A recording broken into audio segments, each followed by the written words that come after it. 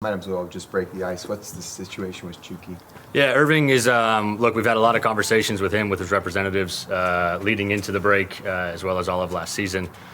We have communicated with Hirving and his representatives that he will not be part of the sporting plans moving forward. That was not a decision that was taken lightly. That was something that was well talked through from owners down to leadership, down to myself and Mikey, and has been communicated with the rest of the group. So we're working with him and his representatives to find the best solution and the best environment for him moving forward. Is that a sale or a loan? Look, at the moment, we're open to anything. We believe that a sale is the best for all parties. Look, we really appreciate Hirving's contributions, what he was able to contribute last year.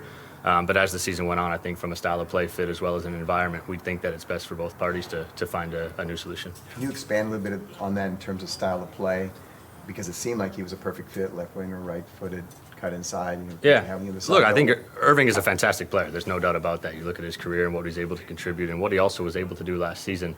But I think it's about much more than that, where you talk about collective often here and making sure that we have every player bought into what we're trying to do with and without the ball, whether that's also before training, during training, et cetera. And so, again, this wasn't a decision that was taken lightly. It's a very difficult one. It also shows the commitment from the owners in terms of what we're trying to do here. And this doesn't mean either that we're going to take a step back. We're going to continue to try to improve the team. We think we have a really strong group here, and we have good commitment from owners too to continue to improve this team. What does it mean for DPs? Sorry.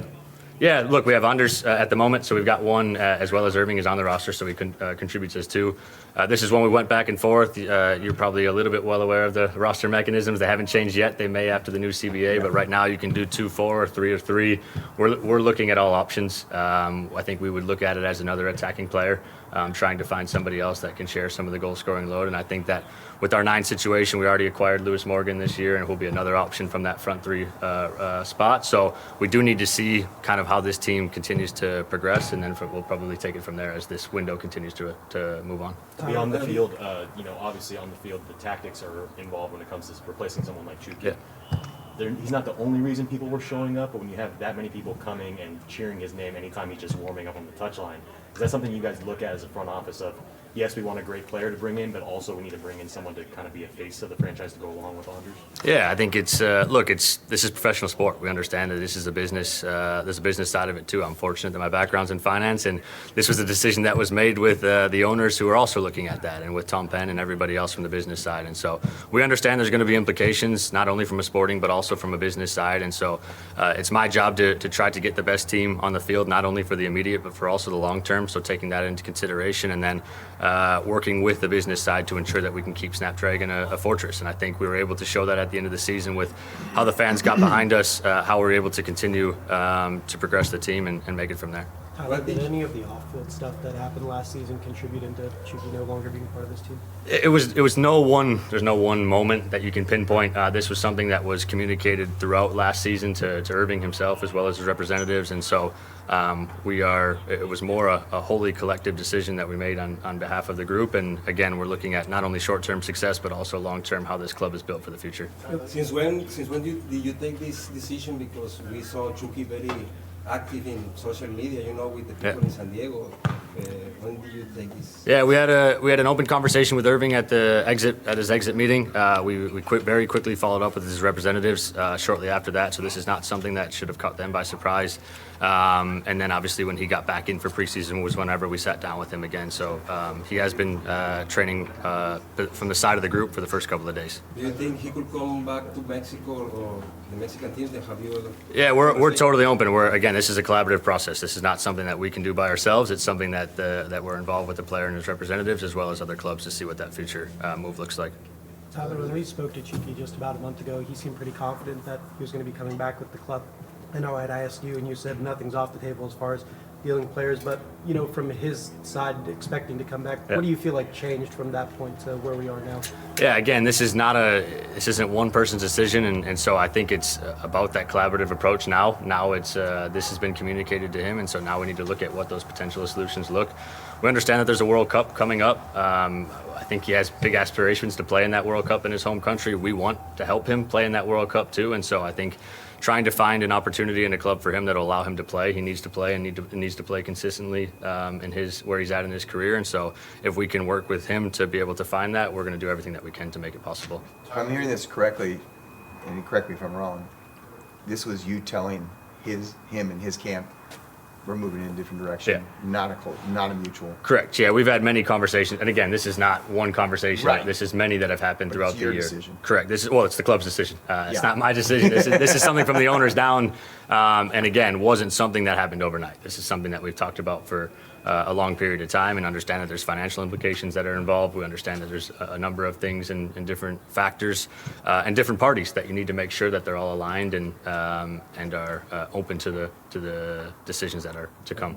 Are you going to look for the same kind of market with a Latin player or an European player? What's on your mind? Yeah, I think, I hope you guys have seen our markets are pretty clear. Like, we like to stick to our markets, with North America being a core one of those. And so we are for sure looking in Mexico at the moment. The problem sometimes is those players become very expensive very quickly. You see what Gilmora has been able to do, and his price tag is very quickly risen. So we're looking at every market that is kind of in our core, and we'll continue to do that to see what player fits best. From If your you go background- back to when you signed him, I mean, this could work out well for you guys and for him.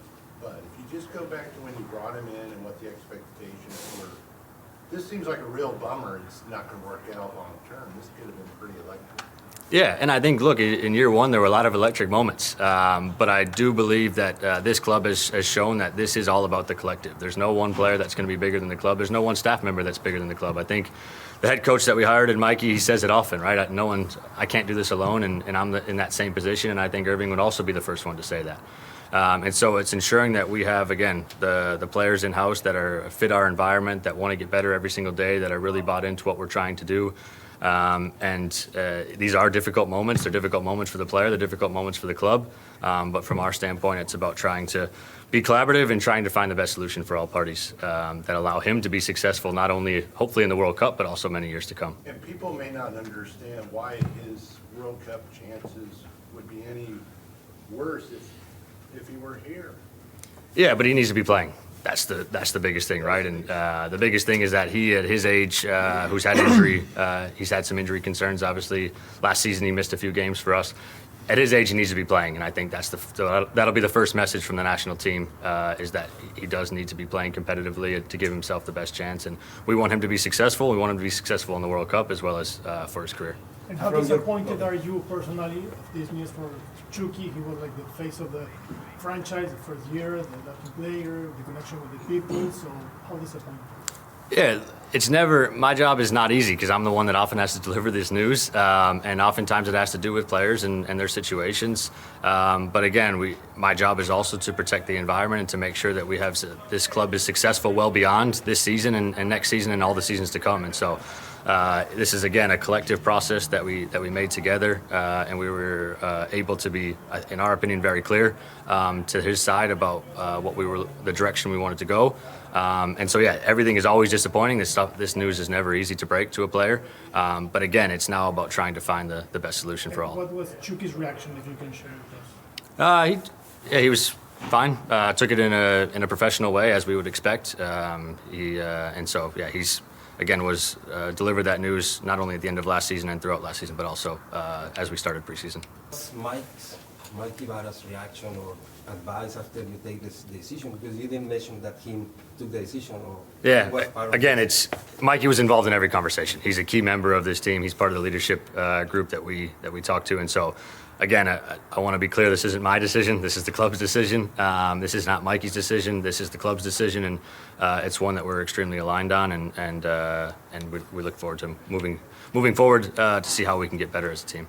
It's a decision that, again, doesn't come lightly, and one that we have well thought out and also believe will hopefully take us into a better place in not only this year, but also in years to come. And what is leadership's message to the fan base that potentially signed up for this project, for this adventure 1 year ago because of Chucky Lozano, and now has a future without him? What's the message from leadership and the club on that direction? Yeah, I hope they can see what we were able to do last year, and that's with and without him.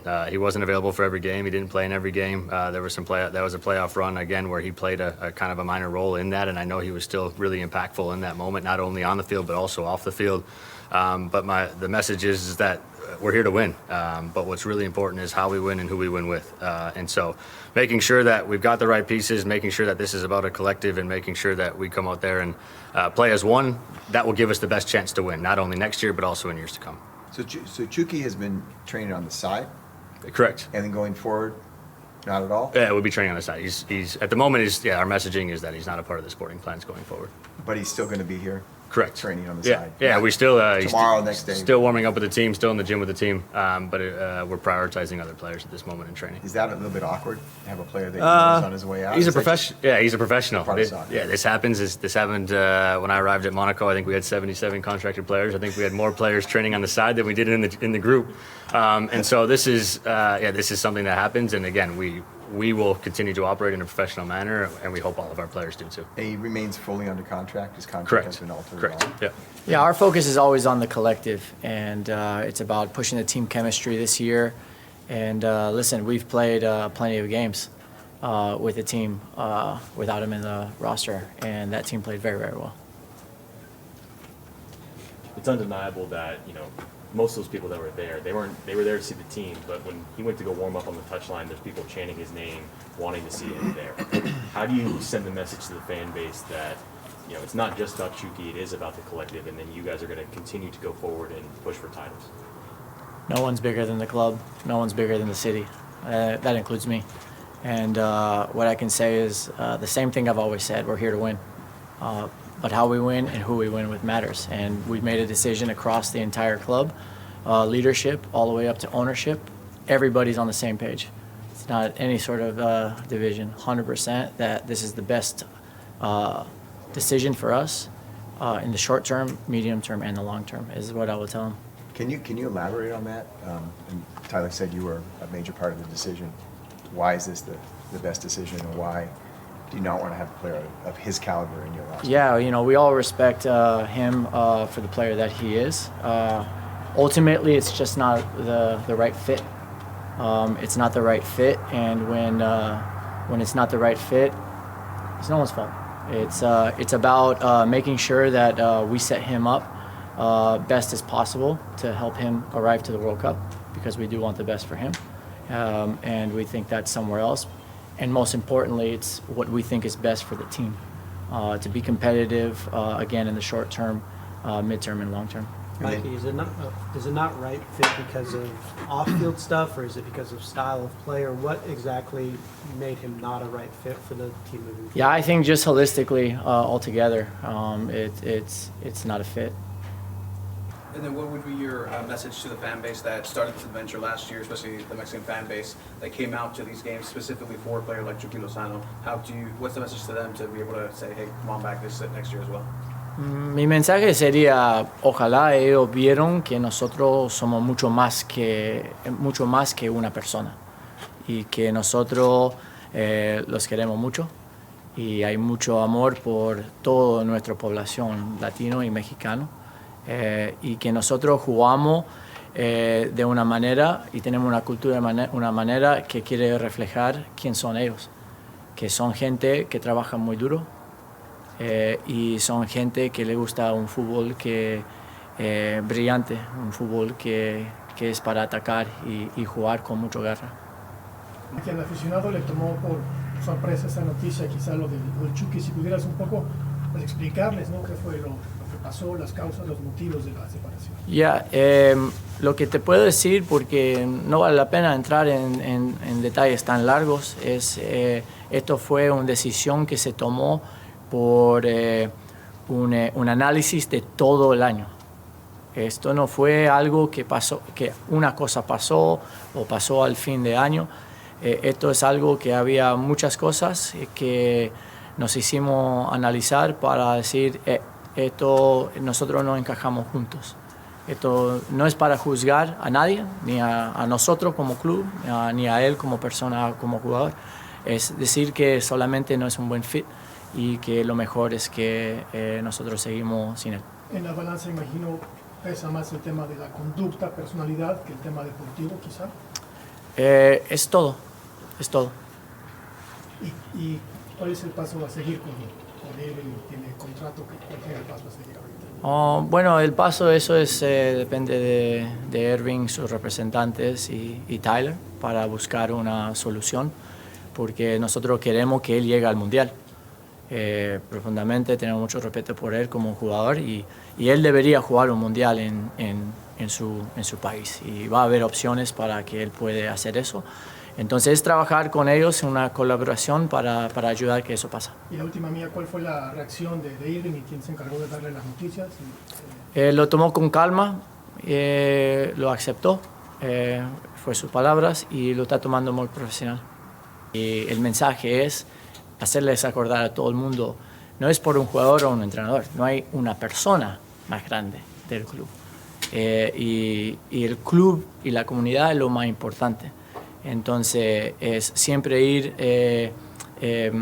acordando que estamos construyendo un club para una región y que hay decisiones que son difíciles que hay que tomar, pero nosotros lo tomamos para el buen salud del club y para el corto, medio y largo plazo.